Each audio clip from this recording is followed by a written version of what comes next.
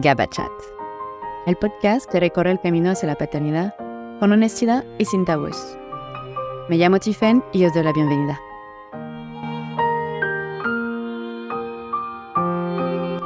Dicen que el rayo nunca cae dos veces en el mismo lugar. Entonces, ¿cómo se sigue avanzando cuando golpea no una ni dos, sino 3 veces? ¿Qué hacemos cuando el dolor parece más grande que nosotros mismos? Con el corazón encogido, recibí a Rocío, quien tuvo la valentía de compartir su historia. Para ella era importante hacerlo. Para que otras mujeres y parejas sepan que estas experiencias devastadoras ocurren. Porque como ella misma dice, es algo que forma parte de la vida misma. Es una realidad y que no por no hablarlo deja de existir. Desgraciadamente, no es solo un duelo silencioso, sino también un camino muy solitario, marcado por preguntas sin respuesta, culpas autoimpuestas y muchas veces una incomprensión desgarradora por parte del entorno. Historias como la suya nos recuerdan lo extraordinario que es que una vida llegue a término. Al darle visibilidad, esperamos contribuir a sensibilizar sobre ese tema. Rocío, con su sonrisa y su energía que contagia, comparte su historia dolorosa con la intención de conectar y de transmitir fuerza y ánimo a quienes se enfrentan a retos similares. Sin más preámbulo, os dejo con este episodio, una historia que, aunque difícil de escuchar, nos recuerda que hablar sana y que escuchar es la mejor forma de acompañar. Este episodio aborda la pérdida de un bebé in útero, por lo que os recomiendo escucharlo en las mejores condiciones posibles. Nuestra intención con este episodio no es inquietar, sino informar y sensibilizar.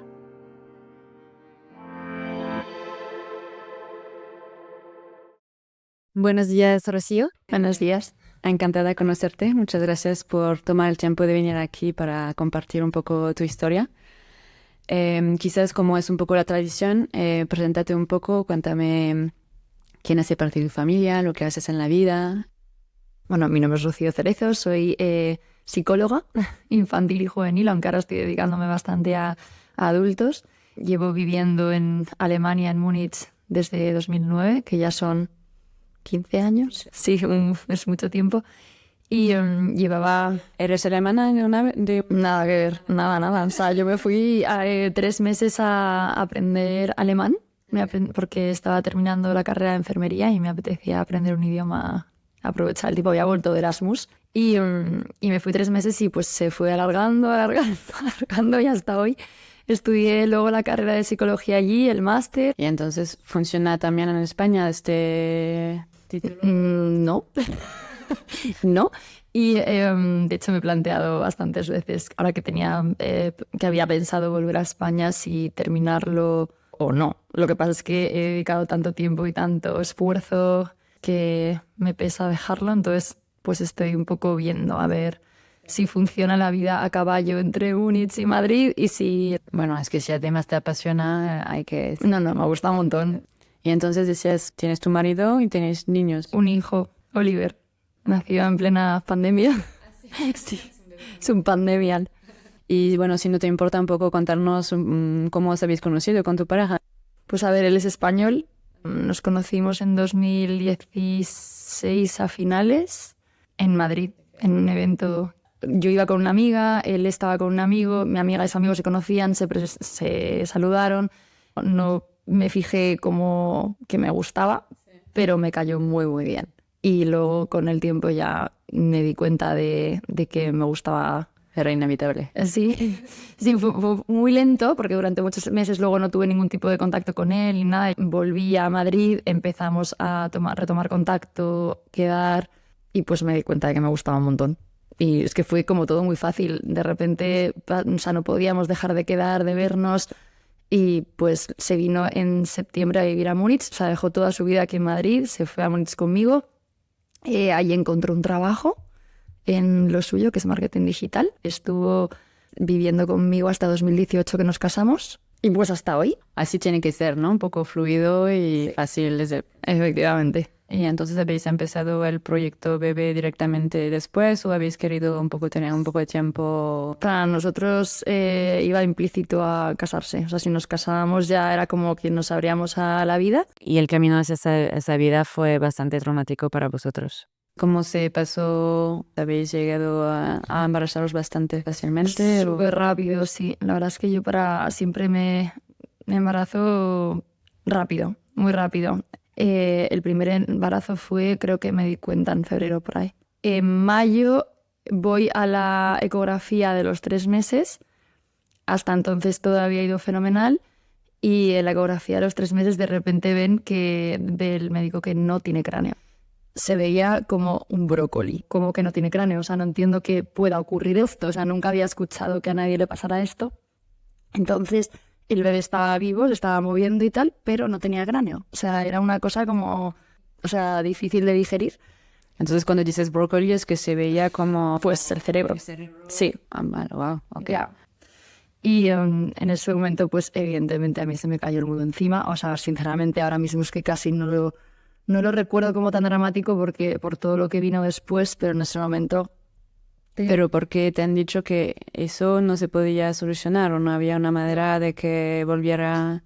No se había formado el cráneo, literal. O sea, al principio del todo es cuando se forman todos los órganos, pues por algún defecto de lo que fuera, no se formó el cráneo. Ah, y eso no había ni una manera que quizás volviera. Nada. O sea, yo pregunté todo y no era compatible con la vida, el bebé. Y me empecé a informar y por lo visto, a ver, las posibilidades son que se pierda por el camino a lo largo del embarazo o que llegues a dar a luz y se muera nada más nacer. Entonces, pues me vino un conflicto moral muy, muy fuerte porque en ese momento yo no sabía qué hacer. O sea, y estuvimos 2 días dándole vueltas a esto, digiriendo, asimilando y al final decidimos interrumpir el embarazo. ¿Qué decisión dura que tomar en 2 días? Sí. Sí. Es muy, muy dura, la verdad.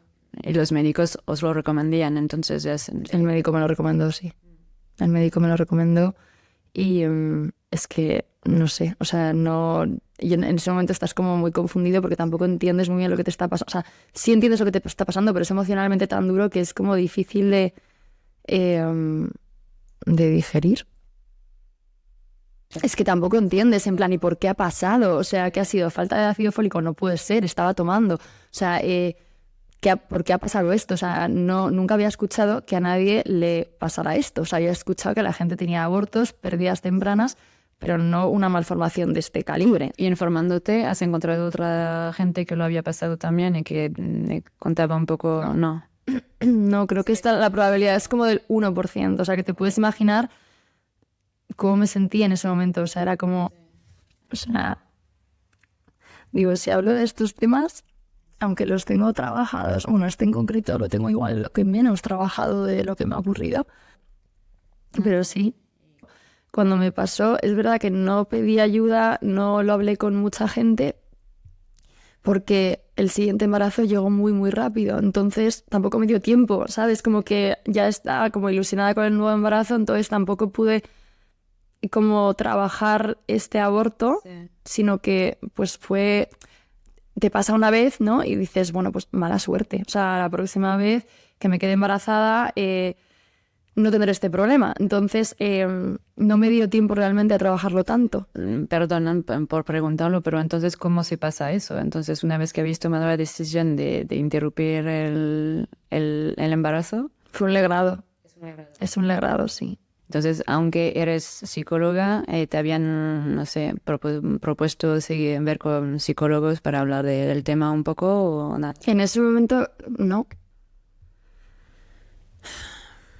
O sea, no se personificó a ese bebé en ningún momento y no se me ofreció ningún tipo de ayuda.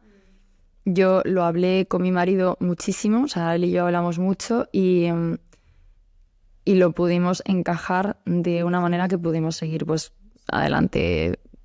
Y entonces dices que os habéis embarazado bastante rápido después. En septiembre, 3 meses después, ya estaba embarazada otra vez. ¿Y os habían recomendado, no sé, de esperar un momento, un tiempo antes de...? Me dijo mi ginecólogo, la mejor cura para un aborto es un nuevo embarazo.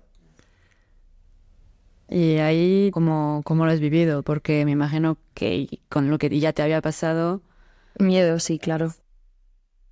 Sí, porque sí, o sea, pasé miedos. Además, yo es que mis embarazos siempre son como un mogollón de náuseas, cero energía. O sea, yo sí lo siento como si fuera una enfermedad. A mí cuando me decían, ¿estás embarazada? ¿No estás enferma? Yo sí, estoy enferma, me siento enferma. O sea, no me siento embarazada, no siento nada más que síntomas físicos de malestar. En diciembre, en la eco de la 3, que ya yo iba con pánico, claro, yo iba con pánico. Y de repente llego y me dice que tiene algo en el corazón. No. Que tiene algo en el corazón, que tiene una pericarditis o se llama un derrame pericárdico. ¿Qué significa eso? Es pues que tiene líquido alrededor del corazón. Yo no entiendo que... O sea, yo me estaba imaginando otra vez otra pérdida de entrada, porque algo que esté mal, yo ya pensaba, vale, pues ya está, otra vez una mala noticia. Pero ahí te tranquilizan rápidamente. No, me dijeron que a ver cómo se desarrollaba, que no sabía cómo se iba a desarrollar y yo pues no entendía nada. Digo, ¿qué consecuencias tiene esto? O sea, ¿es incompatible con la vida? Y en ese momento me dijo el médico que no era incompatible, o sea, que podía salir adelante o no, que se vería en la semana 20. Imagínate mis navidades, o sea, pensando que tengo un hijo dentro que a lo mejor no va a salir adelante. Después de Nochebuena, pasan las fiestas, vuelvo a otra eco y el líquido se ha reducido, lo cual es positivo. Pero nadie me sabe decir por qué. O sea, nadie me sabe decir la causa, nadie me sabe decir qué significa en un futuro. Es como, bueno, pues ahí va a menos y es positivo, pero a ver cómo evoluciona. Entonces sigue evolucionando y es verdad que a lo largo del embarazo cada vez había menos líquido y todo se iba normalizando, el embarazo seguía adelante y yo pues cada vez tenía más paz de decir, vale, pues parece que esto... Pero entonces ibas como cada semana para tener un seguimiento muy cercano. Sí, estaba en Alemania, bueno, con una tía que me ha llevado ese embarazo, que es una eminencia, es brutal, y todas las semanas me llevó el embarazo. Luego llegó la pandemia. Que ya estás a 4 meses en Navidad, así que 6 meses en la pandemia. Sí, más o menos. Así que ya has entrado en la pandemia con un poco más de tranquilidad y de paz, porque este líquido se había ido completamente o todavía había un poco de... Había un poquito, pero iba a menos. O sea, el bebé iba siendo más grande, el corazón iba siendo en proporción más pequeño que el bebé y el líquido iba a menos. Entonces yo pues cada vez estaba más optimista. Pero lo que realmente me dio paz fue que me dieron de baja en el trabajo. O sea, en Alemania, en cuanto tienes una complicación de lo que sea, te dan de baja en el trabajo. Y estaba como tranquila en mi casa, dedicándome a pues comer bien, a hacer ejercicio, como un poco... Bueno, que quizás tiene también el otro lado, ¿no? Que al final, como no tienes otra cosa que pensar, a lo mejor te obsesionas un poco más. No recuerdo pensar en plan obsesivo algo malo. O sea, yo ya estaba pensando que todo iba a ir bien y no sé, estaba como a gusto. Luego empezó la pandemia, que evidentemente tiene muchas cosas negativas, pero otras muy positivas. O sea, yo personalmente lo recuerdo con mucho cariño ese tiempo porque estuve con mi marido en casa, viviendo mi embarazo tranquila. Me mandaron reposo porque empecé a tener complicaciones. O sea, tuve el cuello del útero corto, entonces me mandaron reposo. Estaba reposando, o sea, estaba en mi casa tranquilamente. ¿Qué significa eso, lo de tener el cuello? Que se te puede adelantar el parto.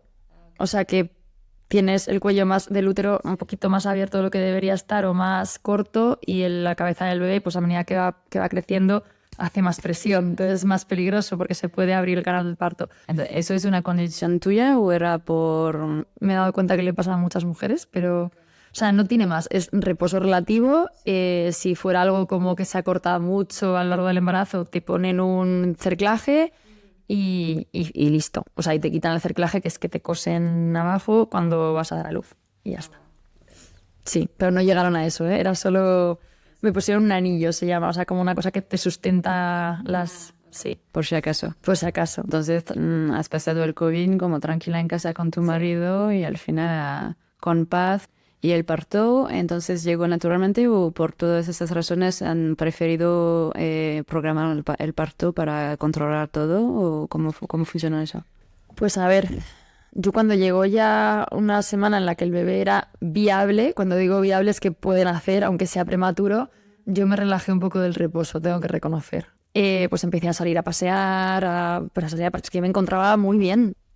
Y el bebé era para junio. Y en mayo, de repente, un día random que estaba, me fui a dar un paseo largo y cuando volví rompí aguas y se adelantó. O sea, yo no entendía nada porque era un mes antes, pero pues me fui al hospital y fue parto natural, normal, maravilloso. O sea, sin epidural. Es que estaba tan cansada que me tumbé. Algo que yo decía en la vida, voy a dar a luz tumbada, pues me tumbé de agotamiento. Estaba ya como súper dilatada, entonces fue como muy rápido, no me dio mucho tiempo a elegir y ya era muy tarde para epidural. Entonces me dieron como una cosa que te relajaba, que yo estaba, o sea, yo entiendo que la gente se haga adicta a estas cosas, porque es que, vamos, yo estaba happy. Y nada, muy bien. Es que lo recuerdo muy bien, como iba drogada hasta las cejas, pues lo recuerdo estupendamente, ¿sabes? Bueno, y además súper rápido, así que realmente no has tenido ni tiempo de darte cuenta casi. El niño sale y han hecho, me imagino, pruebas para ver que todo iba bien con el corazón y todo eso, y entonces han podido... Con el corazón no, porque ya en el momento del parto no había nada del corazón. O sea, eso en una evaluación de pediatra a la semana se lo vieron, pero sin más. O sea, no, nada más nacer no había como peligro de nada. Estaba ya como muy reabsorbido el líquido. Lo importante es que salió todo bien y que habéis podido volver a casa rápidamente con... No, hubo complicaciones después. O sea, a los 2-3 días me fui a casa, pero no fue tan rápido porque nada más nacer tuvo como un par de episodios de apnea. O sea, se quedó como azul de repente pues me imagino que por prematuridad. O sea, luego me dijeron que era bastante normal. Entonces, pues le tuvieron en observación en intensivos, pero porque era prematuro, simplemente por precaución. Pero todo bien. Y nada, muy bien. Luego me dieron de alta y a las 2 semanas, de repente, o sea, sin venir a cuento en mi casa, empiezo a sangrar mucho. Mi madre me había dicho las semanas antes que controlara el sangrado porque muchas veces... Y ay, sí, mamá, no seas pesada, que todo está bien, que todo está bien. Y de repente en mi casa empiezo a sangrar, pero sangrar rollo sangre roja. ¿Y por qué tu madre te había dicho eso? ¿Por qué le había pasado? Pues no lo sé porque yo qué sé, mi abuela era matrona, a lo mejor... Entonces vas al hospital directamente. Y resulta que es que cuando llegué y vieron la ecografía, vieron que es que se había quedado un trozo de placenta dentro. En el parto, al salir el bebé, luego costó, o sea, tardó bastante en salir la placenta. Empezaban a hacer como maniobras de, yo qué sé, tirar tal. Pero salió. Lo que pasa es que se dejaron un trozo dentro. Ay, no habían mirado, no sé, con una eco. No. Eso fue un error, una negligencia, que cuando me dieron el alta no me hicieron una ecografía antes de darme de alta. Si te soy sincera, había mucha tensión en el hospital por el tema del COVID. Estaban muy estrictos con el tema de las visitas, los horarios, la mascarilla. Durante el parto se supone, o sea, a mi marido le hicieron un favor, le dejaron entrar, se supone que los acompañantes no podían entrar. O sea, fue una condición especial. O sea, todavía no había, es que ni la vacuna, o sea, nadie sabía, era mayo. Era todo todavía muy incierto, la gente tenía mucho miedo, los sanitarios estaban quemados. Y entonces, cuando llegas, te hacen la eco directamente y ven que queda un trocito de placenta y me meten a quirófano. ¿Al quirófano? Sí. ¿Y cómo funciona? ¿Es como un legrado? Sí, es un legrado. Ya. Y entonces luego, ¿cómo sigues sangrando durante un par de días o ya directamente se quita? Yo tuve una complicación en la operación, es que, o sea, lo cuento y digo, joder, mi vida es un teatro. O sea, tuve una complicación en la operación que es que cuando me fueron a hacer el legrado empecé a sangrar demasiado y no conseguían parar la hemorragia. Entonces perdí muchísima sangre y estuve después hospitalizada una semana o 2 porque tenía el hierro en 7, entonces estaba, yo recuerdo, blanca como una pared, o sea, fatal. Mi marido solo en casa con un recién nacido, ¿sabes? O sea, en plena pandemia que nadie puede venir a echarnos un cable, nadie puede venir con el tema de la lactancia que tenía que... O sea, yo me sacaba como una loca, se lo daba a mi marido y se lo tenía que dar en casa con el biberón, que yo decía, ya está, ya he perdido el contacto, pero no fue así. Luego me dieron el alta y se volvió a enganchar al pecho fenomenal. ¿Te han podido explicar lo que pasó? Porque... Se vio después, en los siguientes embarazos, pero tenía placenta acreta, se llama, que es que la placenta está un poquito más adherida al útero de lo normal. Entonces, en el parto al tirar, por eso tardó en salir, porque normalmente no tiene por qué tardar en salir, se desprende, ¿no? Y en mi caso, pues como que tardó mucho en desprenderse y de hecho el trozo se debió quedar por eso, porque había un trozo más adherido que el resto. Y ese trozo, al quitarlo, ¿sabes? Al estar tan adherido, pues todos los capilares, los vasos sanguíneos se abren. Y entonces eso fue... Uf. Entonces, ¿estaba con transfusión de sangre o no llegó a este? No llegó a este punto. Pero después de todo eso, bien, en casa el niño no tuvo más problemas, tú estabas bien y posparto al final bien o te has quedado con mucha ansiedad de toda esa experiencia traumática que has tenido. Es que va, yo estaba feliz. Sí, estaba feliz, estaba tranquila, estaba segura de lo que hacía con mi bebé, no tuve... O sea, en ese aspecto la verdad es que yo estaba feliz. O sea, mis hormonas me jugaron una buena pasada. Estaba muy contenta y estaba muy feliz. No me faltaron visitas, no me faltó asesoramiento de ningún tipo. Yo estaba como que mi bebé y yo y nos conocemos, sé lo que tengo que hacer. O sea, no sé, es como muy... Me dejé mucho llevar por intuición, que eso a veces es casi lo mejor, ¿no? ¿Y tu marido entonces, como estaba 5 días de solo a solo con su niño? Al estar mucho tiempo solo con Oliver también creó un vínculo que es muy positivo eso, porque al final, no sé, es como que yo siempre he sentido que nuestra paternidad-maternidad ha sido como muy 50-50, o sea, no siento que uno haya sido el que se ha ocupado solo del niño y el otro se mantiene fuera, sino los dos como que tenemos un vínculo muy fuerte con él. Y hasta hoy se ha mantenido así. Entonces, por eso preguntaba, porque pensé, a lo mejor eso ayudó también a que él se dio cuenta más rápidamente que sea padre y ponerse ya en el tema, siendo solo... Yo creo que durante el parto sí fue muy consciente, porque él, cuando empecé con contracciones, él fue mi matrón. O sea, fue mi matrón. Él es el que no sé, se convirtió en, ¿sabes? Y entonces me empezó a recordar las respiraciones, había hecho los cursos conmigo, entonces empezó, venga, respira, no sé qué, y como que a mí se me olvidaba y él empezaba a darme los mandatos, entonces estaba todo el rato conmigo y es la cara que yo recuerdo que estaba, o sea, yo del resto no me acuerdo de nadie, yo me acuerdo de él. Y me aguantó, o sea, como que me aguantó durante las contracciones, que es mucho dolor, y luego durante el parto cortó el cordón umbilical, o sea, el tío estaba on fire. Y sí, o sea, yo es que le veo que es un padrazo, siempre lo ha sido desde que nació Oliver. Qué bueno. Me encanta que te haya apoyado tanto. Y bueno, entonces habéis disfrutado de estar los tres en casa y desgraciadamente luego empezó una parte mucho más negra de tu historia. Pero ¿cuándo llegó la idea de intentar por otros niños? Al año estuve en Alemania, tenemos un año de baja maternal pagada y al final del año, vamos, no por nada, sino porque es que seguía dando el pecho y durante la lactancia, por lo menos dándole el pecho como yo le daba, que era exclusiva y tal, es muy difícil quedarte embarazada, no por nada. O sea, no es porque lo planeáramos así. Y al año, en septiembre, octubre, me vuelvo a quedar embarazada. Yo empecé con un peso un poco límite, este nuevo embarazo, y yo estaba súper preocupada porque con los vómitos no podía comer tanto, vomitaba un montón por las tardes, entonces empecé a perder más peso y estaba con bajo peso, ¿sabes? Que yo empecé a pensar, esto no puede ser sano. ¿Los médicos te decían algo? Que no pasaba nada, que eso ya lo cogería de nuevo, pero bueno, en ese momento justo llegué al 3er mes y las náuseas pararon, empecé a encontrarme mejor, empecé a poder comer más, recuperé el peso. Aquí en Madrid me hice una eco, así durante las Navidades, en la de los 3 meses, y estaba todo bien.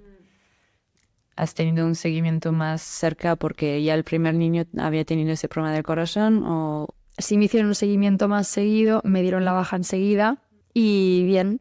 Llegó en enero, me fui sola a Múnich porque pensé, bueno, revisión de la 20.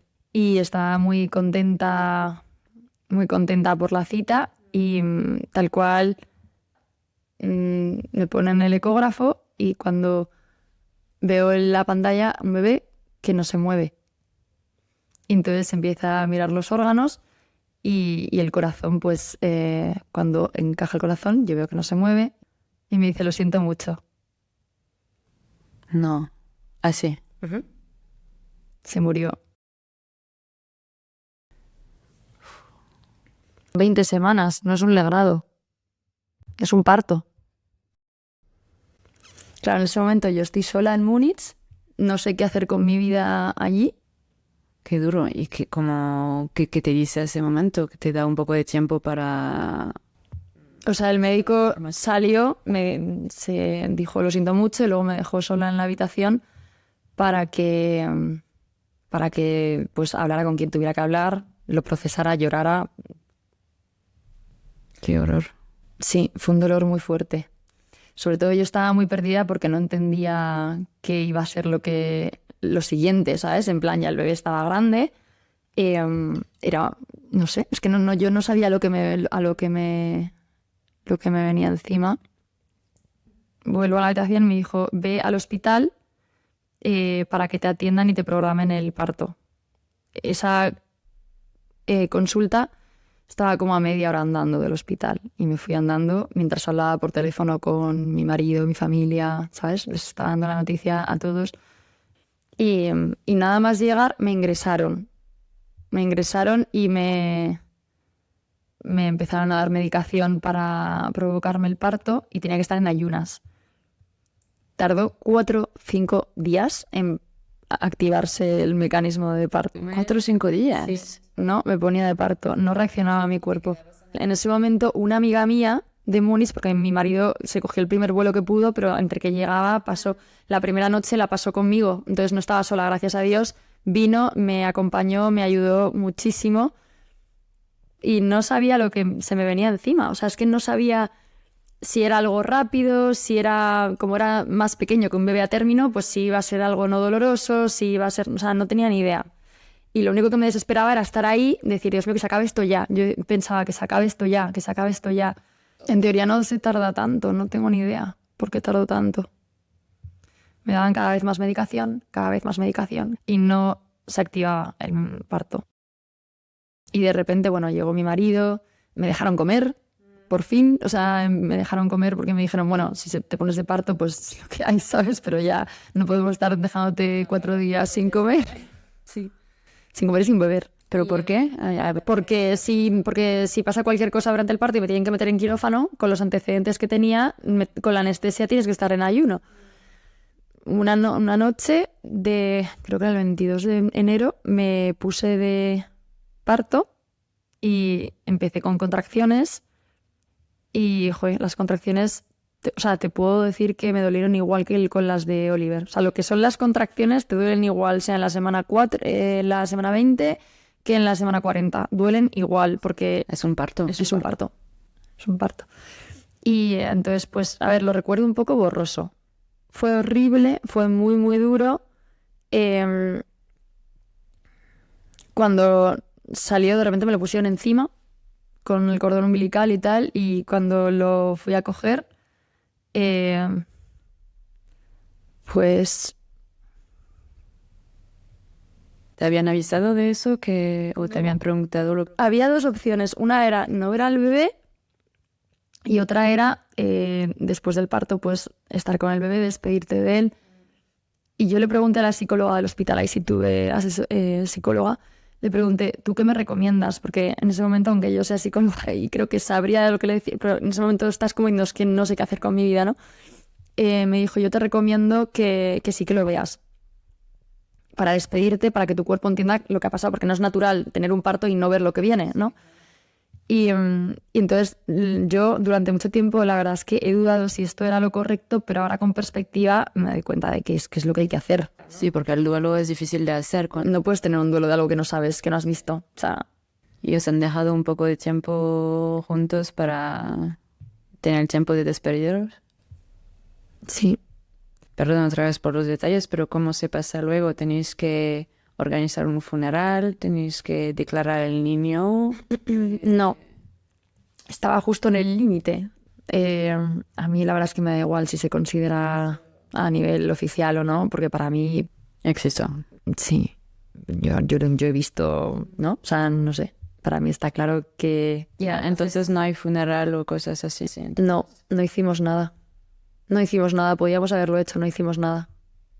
Y luego pues lo entierran en un cementerio que hay que tampoco he ido nunca. Es que no siento, de verdad, no siento que a mí personalmente, o sea, esto es un tema que hablo otra vez.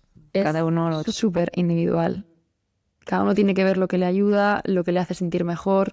Este parto sí lo recuerdo muy traumático, mucho. O sea, este es el que más traumático me imagino. Primero porque yo estaba muy asustada, todavía no había terminado de digerir lo que me había pasado y el parto fue como... Yo estaba muy medicada, te lo prometo que estaba muy medicada. Sí, porque te han puesto cosas durante 4 o 5 días. Sí, o sea, me pasó un poco después del parto que la placenta no salía. ¿Otra vez? Otra vez. Y entonces me metieron en quirófano para hacerme otro legrado de esa placenta. Y mi teoría es que por tanta medicación que tenía, luego esta operación tuvo un mogollón de complicaciones. O sea, hasta tal punto que a mi marido le dijeron, tardaremos como 45 minutos, ¿no? en el hacer el legrado. O sea, mi marido debió pasarlo fatal, porque tardó como 4 horas la operación.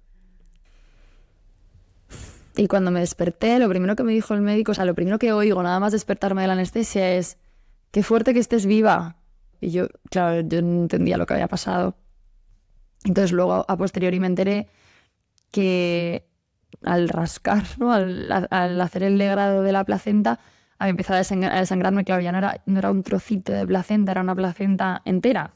No conseguían parar la hemorragia y tuvieron que llamar incluso al médico jefe a las 3 de la mañana para que se presentara para darles permiso para quitarme el útero. ¿Quitarte? Sí, como medida última. O sea, la medida última, o por lo menos en Alemania. En España creo que lo quitan más rápido. Allí intentan siempre conservarte el útero hasta que ya no es posible. En ese momento dijo sí. O sea, si no deja de sangrar, hacer una histerectomía y se acabó. Y justo en el último momento consiguieron pararme la hemorragia, me tuvieron que poner 2 transfusiones de sangre porque estaba con la hemoglobina tan baja que cuando la tienes tan baja puede dar fallos orgánicos y causar la muerte. O sea, literalmente estaba, ¿no? O sea, estaba como en riesgo mi vida. Mi marido a todo esto esperando arriba diciendo, ¿qué narices pasa que mi mujer no sale? Qué horror. Qué duro lo has pasado todo. Es que...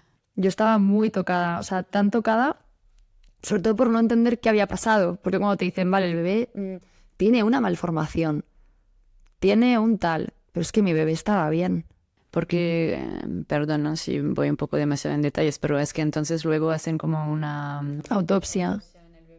Todo salía normal. Ah, sí. O sea, tú como madre necesitas una respuesta. De entender el por qué. Exacto. O sea, para que la mente pueda gestionar todo lo que ha ocurrido, tú necesitas saber qué ha pasado. O sea, mi mayor...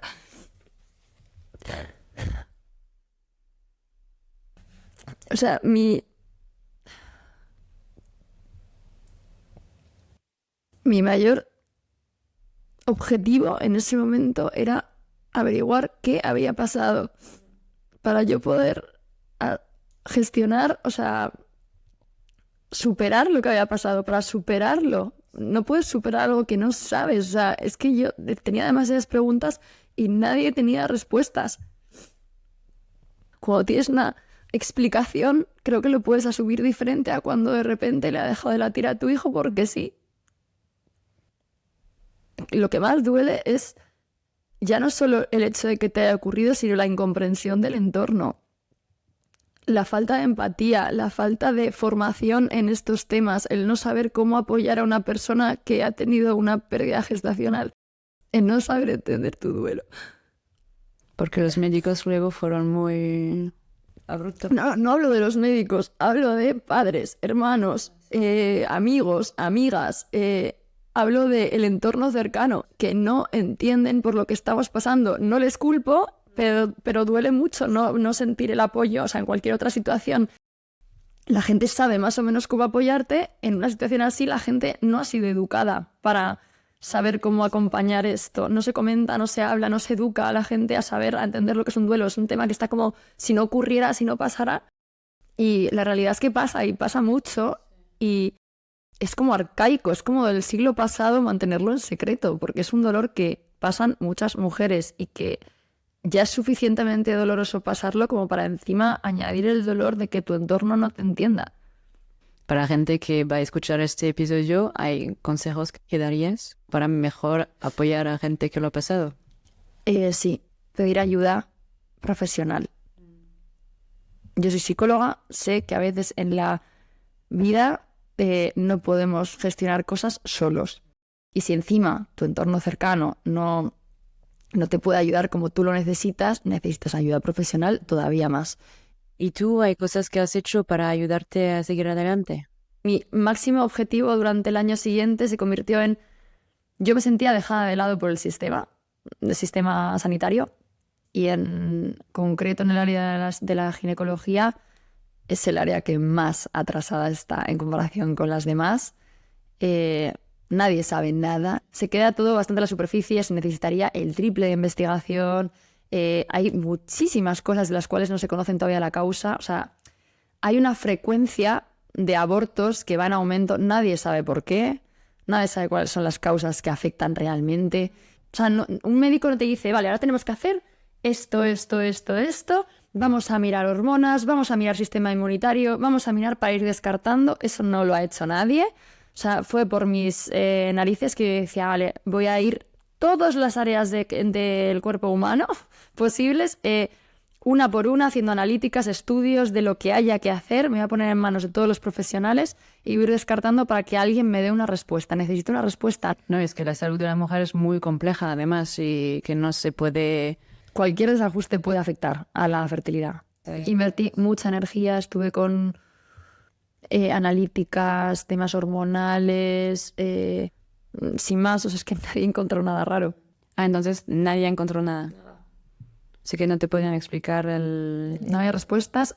Lo único que me sirvió como respuesta es que tenía una adenomiosis, que es como que dentro de la pared del útero puede haber algunas células como la endometriosis, pero dentro de la pared del útero, que podrá ser, pero era como muy leve, pero eso era como la explicación que yo también decía en plan un poco, ¿no? Pero bueno, pues empezó a tratarse eso. Tu marido también, me imagino, ha hecho bastantes... Porque el pobre también, durante 4 horas, no sabía ni si tenía ni un niño ni una mujer. Él me lo dijo, él me dijo que se veía de repente solo con Oliver, o sea, que se le pasó de todo por la cabeza. Y la verdad es que es muy dura su posición también. Por eso pienso en él también, porque es como 4 horas que... Fue un poco tortura. Y en septiembre me vuelvo a quedar embarazada. Ok, porque entonces tú buscabas tu bebé arcoíris otra vez, ¿no? Yo no buscaba nada. Yo ya había tenido como mi respuesta. También me decía mucho, es que a veces pasa y no tiene por qué volver a pasar. Todo maravilloso, el niño genial. Yo estaba muy tranquila porque yo pensaba, bueno, me pasó una vez, ¿no? Es muy raro que vuelva a pasar, ¿no? O sea, y en plan avanzado es muy, muy raro que vuelva a pasar. Y entonces pues yo estaba relajada, en plan, pues ahora está todo bien, el bebé está todo bien, pues adelante. O sea, me hicieron ya pruebas, o sea, yo como ya era de súper riesgo, pues me hicieron pruebas de todo, con analítica, todo perfecto. Y yo me compré para mi casa ¿cómo se dice? Una máquina de estas como un ecógrafo, para escuchar el corazón. No es un ecógrafo, bueno, da igual. Entonces todos los días me ponía un ratito, incluso con mi hijo Oliver, y yo le contaba, mira, aquí es que mamá tiene un bebé en la tripa, mira, vamos a escuchar el corazón, ya verás. Me volví, pues sí, un poco control freak, pero dentro de mí yo estaba tranquila, porque tenía a mi padre y escuchaba tal, y hacía mi día feliz, ¿sabes? En plan. Y pues tenía una cita para la semana 20, para la ecografía de la semana 20, en marzo. Que yo ese día no pensaba escuchar el corazón, porque digo, voy a ir ahora al médico y lo voy a escuchar allí. Y esa mañana tengo el impulso de escuchar el corazón y no lo encuentro. Y Y, joder, soy enfermera, o sea, sé buscar un corazón, no es que vaya a confundir los sonidos, ¿sabes? No lo encuentro y empiezo a ponerme muy nerviosa y me fui al hospital, llegué histérica. Por favor, necesito que me paséis ya, porque es que estaba en mi casa, tengo el ecógrafo este casero y no escucho el corazón. Ah, no te preocupes, ¿en qué semana estás? En la 20, ¿no? Bueno, esos son los nervios típicos por lo que te pasó el año pasado, si es que, o sea, no me tomaron en serio. No. Y yo ya no, pero es que no escucho el corazón. Bueno, eso seguro que el bebé está escondido, no te preocupes. Es que esas cosas pasan a veces, que a veces se encuentra y a veces no. Y le digo, vamos a ver, lo llevo escuchando desde hace 3 meses. Todos los días encuentro el corazón y lo escucho y hoy no lo encuentro y llevo 1 hora buscando. Por favor, pásame ya. Viene el médico. Bueno, no te preocupes. Tú tranquila, esto es normal. Estos nervios, pues, está llegando una semana crítica porque la última vez te pasó esto tan traumático y es normal que tengas, pero ya verás cómo tu bebé está bien. Ahora vamos a coger el ecógrafo. Y diciendo, por favor, dejar de tratarme como si fuera gilipollas. Muy invalidante. Esto pasa mucho, lamentablemente. Pues me puse el ecógrafo y me empezó a mirar las piernas. O sea, yo diciendo, te estoy diciendo que no oigo el latido, vete al corazón. Sí, lo estoy buscando. Claro, yo a todo esto veía que el bebé no se movía. Y le digo, ahí está el corazón. Y me dice, sí, aquí está el corazón. Y no me dice nada más. Y le digo, ya, y no se mueve. Y me dice, no se mueve. O sea, el propio médico estaba en shock. No te puedes imaginar cómo reaccioné en ese momento. Ahí sí que me volví loca. Es que no me lo imagino. Es que no se puede imaginar. Misma semana. La única suerte era que mi marido estaba en Múnich. Esta vez no estaba sola. Pero bueno, o sea, vino con mi hijo. Yo me sentía súper culpable, porque la primera vez, dentro de lo malo, mi hijo estaba en España, entonces estaba ajeno a todo ese dolor, pero esta vez mi hijo estaba y estaba conmigo y me estaba viendo, y mi hijo tenía 3 años. Entonces, ¿otra vez has tenido que ir hasta el otro hospital? Sí, pero esta vez me lo tomé diferente. O sea, el dolor era el mismo, pero el cómo lo gestioné fue muy diferente, no me preguntes por qué. Cuando dices muy diferente, es que has ido con más paz. Con más paz, sí. O sea, yo estoy convencida 100% de que eso es ayuda divina. O sea, de que eso es algo sobrenatural, la paz que tuve en ese momento. O sea, era como me ayudó a sobrellevar tanto sufrimiento, tanto dolor. O sea, si te soy sincera, me quería morir. Me quería morir. Yo no, era tanto el sufrimiento que no podía seguir aguantando, o sea, no podía seguir viviendo. Aunque tenías tu hijo en casa. Sí, o sea, mi hijo fue el motivo por el que no hice nada. Pero en ese momento entendí lo que se sentía al querer morir. O sea, al querer morir de decir, no puedo aguantarlo, o sea, no tengo la fuerza necesaria para aguantar esto. Es demasiado. Es demasiado sufrimiento, demasiado dolor. Y entonces mi hijo, es verdad que, joder, si no llega a estar, no sé, o sea, me vuelvo loca. Yo no estaría aquí hablando, estaría ahora mismo en un psiquiátrico, seguro. Es que era demasiado, o sea, es más de lo que una mente pueda soportar. Bueno, que una persona puede soportar, es mucho por una persona todo lo que has pasado. Es mucho. Y me considero muy estable, o sea que, gracias a Dios.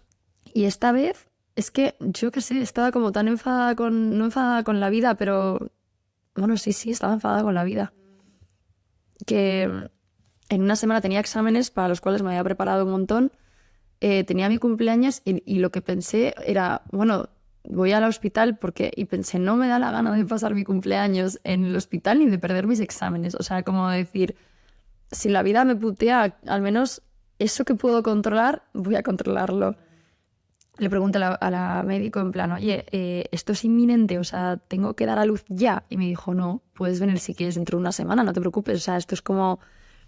Y programé el parto, pero yo ya sabía a lo que iba, entonces me preparé mi maleta con un libro, con mi pijama, con mis cosas de aseo, como todo como más... La última vez fue como que llegué al hospital y me ingresaron y no tenía nada, ¿sabes? Y entonces, pues di a luz a este nuevo niño que ya tenía nombre, se llamaba Íñigo, y estuve bastante con este niño. Joder, se parecía un montón a mi otro hijo. O sea, tenía ya rasgos en las cosas que puedes flipar, como estaba un niño de 4 meses. Y justo casualidades de la vida, había un fotógrafo en la clínica que se dedicaba de manera altruista, voluntaria, a hacer sesiones de fotos a los padres de niños que se morían. Tenemos un álbum, pero fíjate, o sea, hay mucha gente en plan, pero no te hagas esto, ¿cómo puedes ver o recrearte en tal? O sea, la gente que no lo ha vivido no lo entiende. Y te voy a ser honesta, yo juzgaba también este tipo de cosas, ¿eh?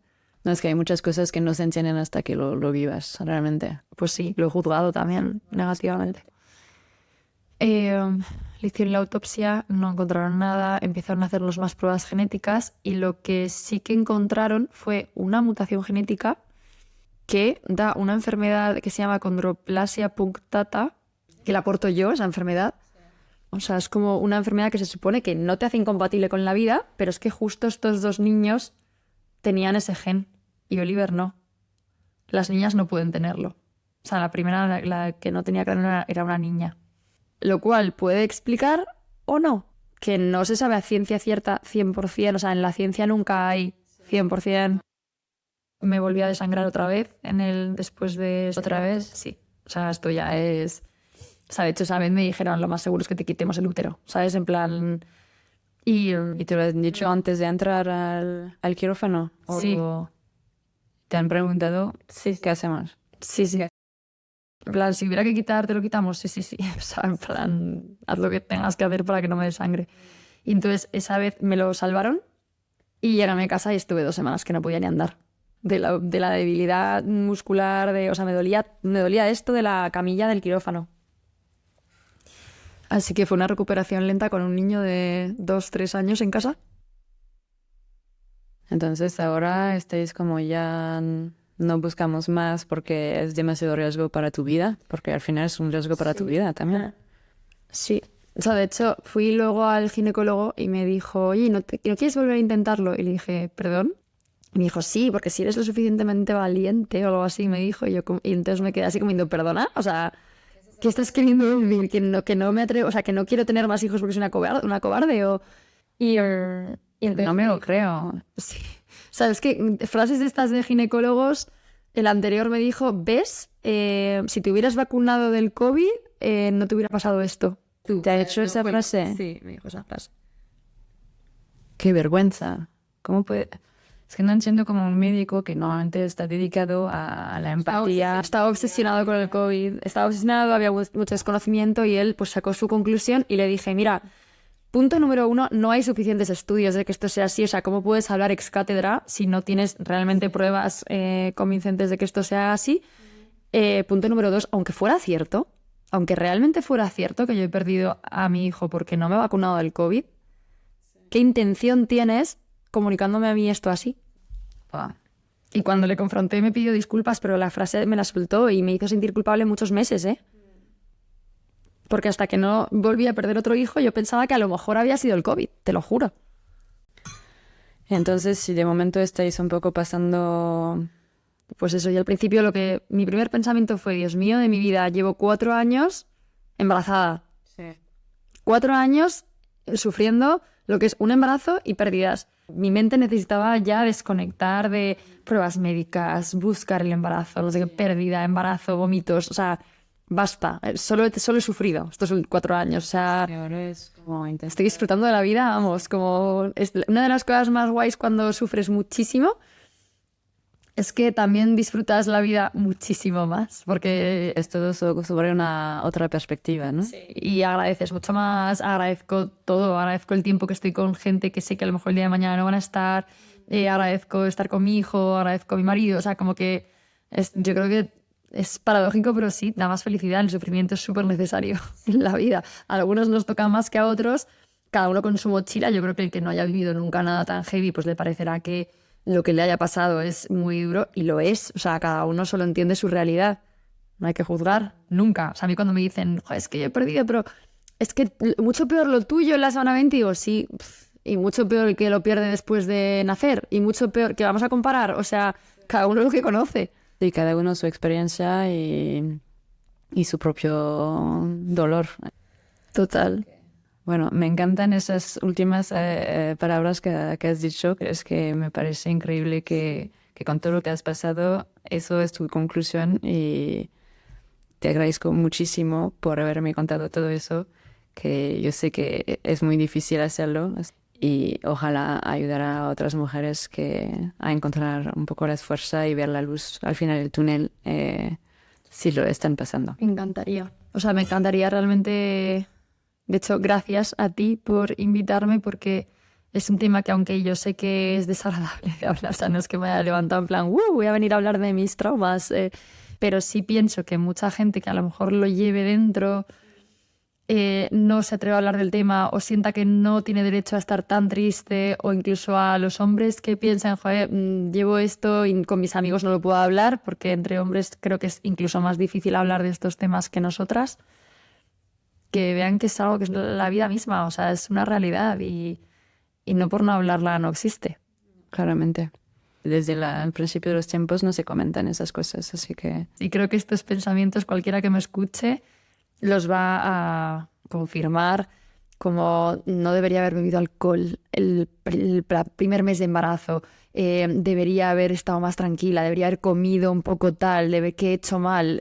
¿Será que es que, o sea, de alguna manera buscas algo en ti que no está en ti la mayoría de las veces? no hay que echarse la culpa. Sí, no hay que echarse la culpa, porque ya te digo yo que la mayoría de las veces que hay un aborto, la que menos culpa tiene es la madre.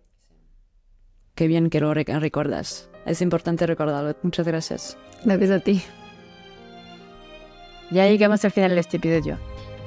Quiero agradecer profundamente a Rocío por su valentía al compartir una historia tan íntima y dolorosa. Sé que no es fácil abrir el corazón de esta manera y espero que su testimonio no solo ofrezca consuelo a quienes están atravesando una experiencia similar, sino que también ayude a visibilizar un tema que tantas veces queda en silencio. Cada camino es único, y aunque a veces se sienta solitario, no olvidéis que no estáis solos. Si conocéis a gente o situaciones que merecen la pena visibilizar, o si conocéis a alguien a quien este podcast pueda ayudar, os agradecería que lo compartierais. Muchísimas gracias a todos por estar con nosotros hoy. Hasta pronto.